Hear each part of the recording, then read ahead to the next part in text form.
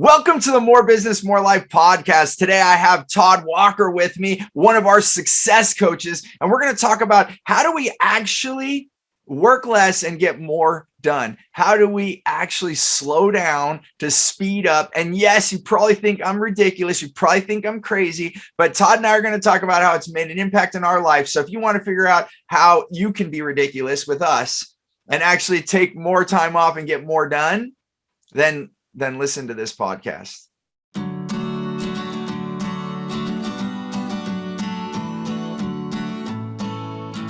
So we're going to talk about something crazy today, Todd. Okay. Everyone thinks I'm crazy. And you know what? I probably am. I am crazy. But the thing that I found where people look at me with the craziest eyes is when I tell them that they want to get more done and they want to have more life, more business and more life, right? And then I say, okay, you got to slow down. You got to slow down to speed up, which is, what you would classify as an oxymoron, right? It seems like the complete opposite. But this is where I found that if we want, as I was a workaholic, working so hard to not work, which doesn't work. It's like digging a hole to get out of a hole. And then all of a sudden, if you pause long enough, and that's the problem, we don't pause long enough. That's where I'm going to get to this slowing down part. I just kept digging and digging, and I'm looking up and the hole's getting deeper and deeper. And for those of you that know me or have been listening to the podcast, I did all this in service of not being my dad, because my dad was a complete workaholic. And I believe through my 20s and into my early 30s, I worked harder than my dad, which I didn't even think was possible. An unsustainable amount of work ethic that was getting me sick. Seriously, I was overweight, not feeling well, trying to make all these things happen. And what I guess I want to get it to the point, Todd, and I want to hear your story, because as you've learned some of these things for me and started to implement these things, and now you're helping me help others with these same tools. It sounds like going back to what I started with, it sounds like the craziest thing. But if you're digging a hole trying to get out, that's part of the problem. We have to set the shovel down, and we've got to get a ladder, a rope. Almost anything would help better than digging further.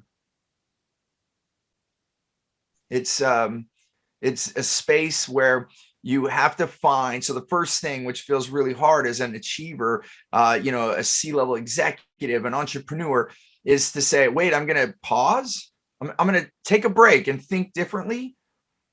That's why we do retreats and programs, because then people pay us to show up and pause. So it's like a forced pause, and you paid. So you want your money back. You want your money out of it. You want the value out of it. So it becomes a forced pause. And that's what we find with a lot of our programs. Sometimes they don't need us as much as they think they do. The thing they need us to facilitate holding space for them to slow down enough to see things differently. And that this is the first step that I want to get at. So I'm just curious, when you were going and you're just like, nonstop Todd, and you're going, how did you first fit in a little bit of space to start giving your some time to think and to think differently? I would say as soon as I understand and grasped that needed to happen, and then I executed the actual stopping or slowing down, then I struggled with guilt. So, as an entrepreneur, a business owner, we're always on the go. We should always be busy. So, even when we see free time or we want free time, we want to fill it up with stuff that we're working on our business, right? We're always working on our business. And so to schedule those times to pause and to not be busy, working on our business. And it's funny because that's an illusion. That we are busy working on our business. Why can't it be okay for us to take a moment and pause to work on our business? So for some reason, one felt okay, if no pain, no gain. And then the other side, what you're asking me to do, and what we're training people to do, is take that pause. That was really hard to sit with without feeling guilty. I understand. And you know, the words that I picked up on that on right there is busy, you know, because busy in our mind has started to equal like, you know, getting things done or being effective. And actually effective is the more appropriate word. So we don't want to be busy. We want to be effective. Mm. And when we actually are just working all the time, you're actually working at a reduced power. You know, what if you go on a 1 to 10 scale of energy and effectiveness, we want to be operating in that 8, 9, 10. And, you know, many of us, when we're just going and we're just constantly putting in the hours, you know, I would argue that you're between 3 and 7, somewhere in there. And if you go long enough and you're working long hours, you're probably below 5 most of the time, and on an energy and effective level. You know, maybe you're effective on a few things, but then the rest are just taking up time. And so again, it feels like an oxymoron, but I found that if I take more breaks, I actually get more done. When I actually allow myself to recharge, and my best metaphor that I use all the time because it's so useful is if you have a battery operated drill and you're drilling holes and you have 10 more holes to drill, but the battery is dying and it's like, you know, are you going to keep going because you promised you're going to finish those 10 holes, and you only have one battery for this day, for whatever reason? Yeah, maybe you can be more effective and go buy more batteries, which is, what is that? In the human experience, that means getting more staff. That means delegating more. That means automating more. It doesn't mean that you can, but you can recharge quickly if you actually give yourself more breaks. If you work out, you know, if you're physically working out your body, you can run to exhaustion, or you could, you know, like sprinters, they'll sprint and then take a break, but they work out hours to get that sprint to get there. So, but it's taking time and breaks. It's like working to a certain, you know, moment. I found the same thing. Like when I first wanted to start running longer distances, I would run so far and then I would hurt myself and not be able to run the next day. And then not be able to run the next day. I'm like, oh, I'm still too tight. And then maybe I could run like that once a week. But if I started to run shorter distances, I could run every day. And then I was building up that stamina. And then naturally I was able to run longer distances. So I think what I'm getting at is it's in these smaller chunks that allow us to actually outperform. So we think we're being guilty because we're not being busy. But what I've found in the whole more business, more life concept is when we work fewer hours, we actually get more done. And just a quick story, I was working with a sales professional and he was, you know, within an organization. And at this time, many times I work with the top of the organization because they have to believe in what we're talking about here. And that was not happening. This was a sales executive that hired me. And then he was leaving work early and playing golf more than he ever had before. And he was out also breaking all of his own personal records. So he gets called into the office by management and they're like, what are you doing? We see you leaving all the time. You're barely here. And like, he's about to get fired. He's getting ridiculed. And then they're like, he said, well, can I show you what I've been doing? And they're like, you better, because we're about to fire you. And he opens up his dashboard and shows all of his results. And at the end of that meeting, instead of getting fired, he was asked to train all of the region and then went on to training the nation in their company because he was outperforming all the other sales folks and doing it at a fraction of the hours. And then as a sales manager, you can think, oh, well, great. I'll just have them work more and I'm going to even double the performance. But that's not the answer. To a certain extent, we're not saying to not work. You know, if you work a 40-hour work week and you can double or triple your performance, or if you work a 30-hour work week and do that, when you actually start saying, oh, well, let's work 60 and I'll double, then you actually lower, because now, again, you've reduced your bandwidth, you reduce your effectiveness. So there is a break point. And that's what I kind of want to get at. If you try to go too fast, it's like a cheetah. How long? A cheetah can run so fast, but for how long? I think what I understand, it's less than 2 minutes, like a minute and a half, like 90 seconds in full run, something like that. I'm not a cheetah expert, but I think it's a short window of time that they can exert that energy before they'll actually kill themselves. And many cheetahs that do it too long, you'll see they have to like lay out and they're very vulnerable. They have no energy left. They've used every bit of their energy to go at that performance level. Does that help in this? And I know you've gotten better at this, but maybe can you say, now that you've given yourself that peace to say, I don't need to be busy, I need to be effective. Now, how has that affected your work and being okay to take breaks? Has that occurred? Are you still working on that? Yeah, so that's an interesting, and you brought up a good point, is that once you start to do that, once you take the time and you realize the whole battery thing, and you're working smarter, not harder, um, then it's then I was working on overcoming the feeling of that didn't feel normal, right? And so you often say success doesn't feel normal. And so as I started to work smarter and not harder, as I started to plan my fun first, as I started to have control of my calendar and go on the hikes that I wanted to, or spend time with the kids, and do the things that I really wanted to do, it didn't feel normal. So I was super excited about the successes I was seeing, the amount of work I was getting done in less time, being more effective with my calendar and stuff. But it still took practice. It's not like I just read the book and then executed it. It's not like I attended a workshop and it was fine. It took coaching. It took ongoing practice. It took having a mindset session with you or the team. And so I don't want people to think that, we can write it out. We could send you an email. It has all the instructions and then you're good to go. Because that wasn't the case for me. Maybe that's the case for somebody out there, but that wasn't the case for me. And so my message to people out there is that it does take time and it takes practice. And the best way to accomplish that is to surround yourself with people who are either also practicing the same thing, or surrounding yourself with people who could help coach and mentor you when you're having questions or running into issues. That's a great point, Todd, because you're right. There might be some people out there that are going to listen to this podcast and change their whole life just by listening to it. And they're like the 1% or 2% of the world. The rest of us, these are habits. We're into our adult life. And, that's even the thing, as children, we learn so rapidly. And if you get to watch a child, that's what's so fascinating about being a parent.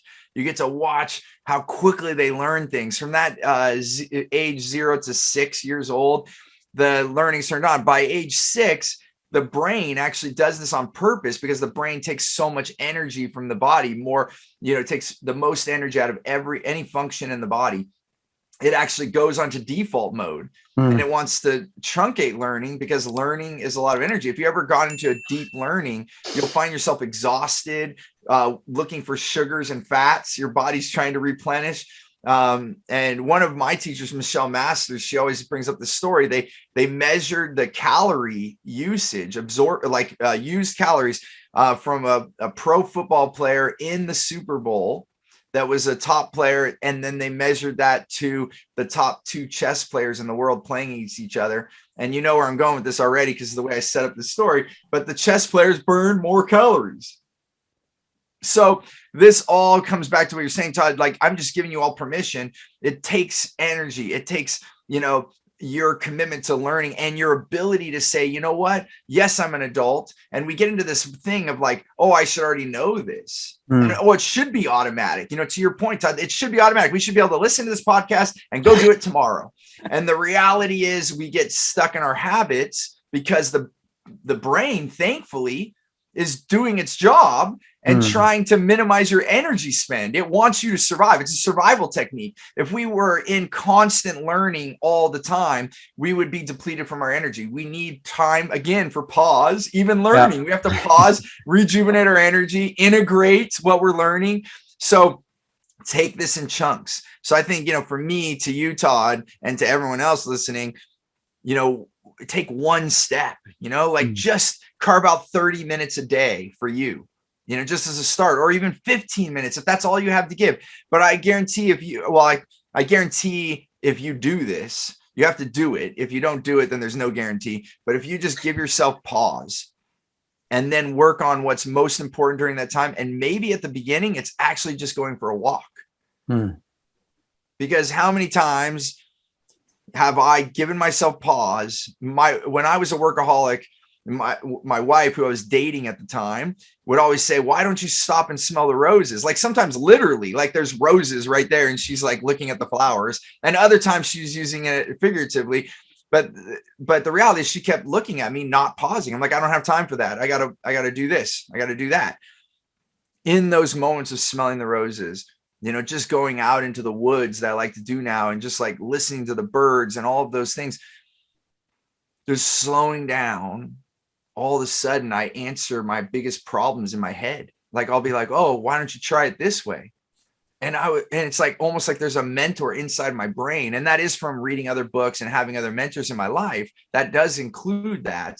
But sometimes it's just that I didn't pause enough to see something different. So I'm just curious. And I know we're keeping this a shorter podcast today, but just a few more quick questions. I'm curious, Todd, how, when you started to give yourself that time, how was it for you? Did new things pop up in your mind? Like, how did you get more clarity? Like, what happened when you actually gave yourself permission to have this space for yourself? Yeah, two things happened. One, and when we talk about meditation and stuff, and you use the example of taking a longer shower, that counts as a meditation. Going on a walk, things like that. You don't have to actually sit in lotus pose, to have that calmness or that stillness. And so one of the things that happened when I was taking those times to pause or go on a walk, for example, is I was able to have that clarity, just like you talked about. But one of the other things that happened that took a lot of practice is that I would schedule that time to have that walk. And for 20 or 30 minutes into that walk, I was thinking about work or what I should be doing. How could I be taking this time? I know I need to get these things done. And I'd be like, 30 minutes later, I'm like, I didn't see the roses we just walked by. I didn't see the waterfall that was right over there, or the ferns, or the, anything. I was so caught up in my head and feeling guilty about the stuff I was missing or the stuff I needed to get done, that I wasn't actually being present. And so it took a bit for me to realize I wasn't being present. And then it took more practice to actually be present on the walk. I didn't think it would be so challenging. I thought I could just put it on my calendar, show up for the walk, and then everything would be unicorns and rainbows. And it turns out I was on that walk and my mind was still back at the office behind the computer. Yeah. And about how long do you think? And I know we're still working on that. I mean, that still happens to me. That still happens to me. It's never going to 100% go away, but I will tell you, it's a lot better. Yeah.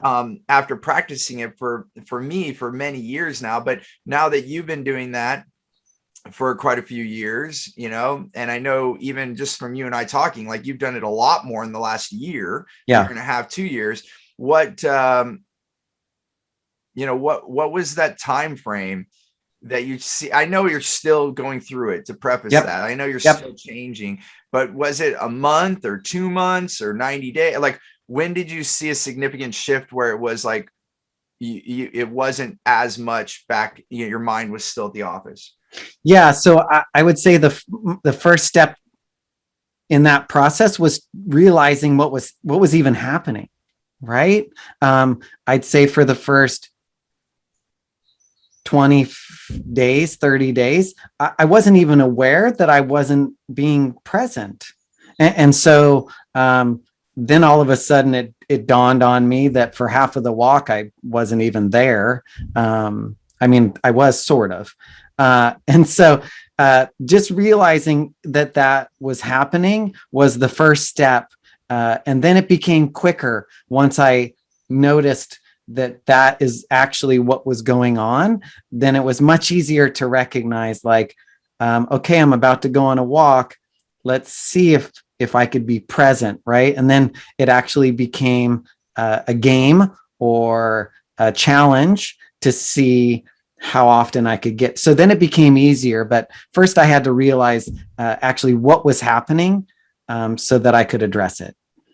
And, I would say that's a success. Even taking that month of just doing it and creating that habit, then you actually gave enough space for your mind to be aware. Hey, so that's like a download. It's like saying that was like the first solution. Hey, you're not really here. Hello, Yeah. knock, knock, so it's already, but you gave enough space to even see that you weren't giving the space, right? Mm. So, beautiful. So I think, just what I took from that, Todd, was just taking the first step, and, we can't take the first step in a perfect way. It's, just think about if you read about or had people mentor you about riding a bike and you had never ridden a bike before. If you could get all the mentorship in the world, you could read every book, watch video after video of people riding bikes, and maybe that will help. I'm not saying it would be a zero, but I can pretty much guarantee you're not going to hop on the bike and just ride off. You're going to have to learn that balance. You're going to fall, or someone's going to have to hold the back of your bike so you don't fall, but you're going to need to have some sort of assistance there, and you're going to need to practice. And that's what I'm hearing from you, is like you gave it a go and you stuck with it long enough to learn. You don't fall off the bike the first time and say, oh, forget it. Then you're not going to ever ride a bike. So if we want this mindfulness, if we want this increase in effectiveness, then you've got to give it a go, and it's going to take time. It's going to, and when I started, you go at it and then you miss it for a week. You go back to being busy all the time and then you come back, so there's those things. And that's where being a part of a group and having mentorship helped me pull out of that finally, because then I was checking in and holding myself accountable to giving myself that little bit of time. And then that little bit of time became a bigger amount of time, and my effectiveness went through the roof. And now I can outperform other people in half the time. And it's not because I'm smarter than them. I really don't believe that. It's not because I'm smarter or have, some special abilities. The reality is I'm just another guy, and I'm just doing it a little different. And it's that change that makes this powerful. So this has been a beautiful exploration, Todd. And I think we should do more of these, like quick podcasts, just to give these exploration around these topics. But I'm curious, in closing, if we're out there and people are inspired by our talk, what would be the first step you would, if you just gave one thing, what would be the first step someone should do to try to start doing this? Yeah, I would say, like you said, put it on your calendar. So put it on your calendar, set aside 15 minutes, 20 minutes, 30 minutes, and then see if you could honor it. Now, what Steve's asking to do is a two-part thing. One, put it on your calendar. That I found was a much easier task to accomplish. The second part was honoring my calendar, and that was much harder. For some reason, if it was business oriented, that got priority, and I could easily move my free time or delete it or try it the next day. So I would say the first step is putting it on your calendar. And then the second step is honoring your calendar and having the wherewithal to honor that just as much as the other stuff you're putting on your calendar. It's I want to jump right into a whole other topic, but we're going to pause ourselves. But maybe let's mark this for our next conversation: showing up for you. Yeah. And that might sound selfish, but I want to talk about that. And that would be a great next episode for you and I, Todd. Why showing up for us is actually helping others. By you showing up for you, you actually help others. And so I'll just leave it at that. And you're totally right. Put it on your calendar and then show up for yourself, because that does matter, and that will make a difference in yourself and in other people's lives. Because if you have more energy, if your glass of water is full, you're able to give more water. If your glass of water is empty, you're not able to give more water. So just on that simple metaphor, just let that sink in. It's been a pleasure having this conversation with you, Todd. And we really want to hear. And Todd, for those of you who don't know, he's one of our success coaches now. He's teamed up. He's over 2 decades of experience around marketing consulting already. And, Todd and I have had such a great time working with each other over the past 5 years. the last year, we said, hey, why don't we do this together? Because if we want to go farther, we all know together is the way. So I'm happy to have Todd officially as part of the team as of last year, and we are able to help people more. So I'm so grateful to have you in my life, Todd, and have you help our clients. Together we can do more. So it's been a beautiful experience, and thanks for taking the time to be on this podcast today as well. Awesome. Thanks for having me. It's my pleasure. And please comment. Let us know what was most valuable, and let us know where you might struggle with this, or if there are any challenges that you have. Putting these things in the comments, reaching out to us. We want to hear from you. We want to help. Todd and I are both active on our social media. So just go on whatever channel you like, whatever flavor of social media you prefer. We're there. We'd love to hear you comment about this and more, and let us know what you'd like us to help you with. That always helps. As always, remember, until our next episode and beyond, choose gratitude and create freedom. Thanks for listening. Thanks for listening to the More Business, More Life podcast. I hope you got value. And if you did, we have so many more things for you at stevenapolitan.com. You'll be able to connect with us on social media. We are active. You can ask us questions. And then on top of that, I want to give you a really big gift. And it truly is. We want to give so much value. We have an offering. It's a program called Clear Path to Customers. It's the same way that we attract wow clients and only working with the right people, the people we want to. And it's transformed my business into millions more in revenue with the right people and my clients. And we're doing it absolutely free. So you can go to stevenapolitan.com and grab that. You just got to put in your information. We'll send it to you promptly. And that again is on stevenapolitan.com. I look forward to having you on the next show. Until then, remember, choose gratitude and create freedom.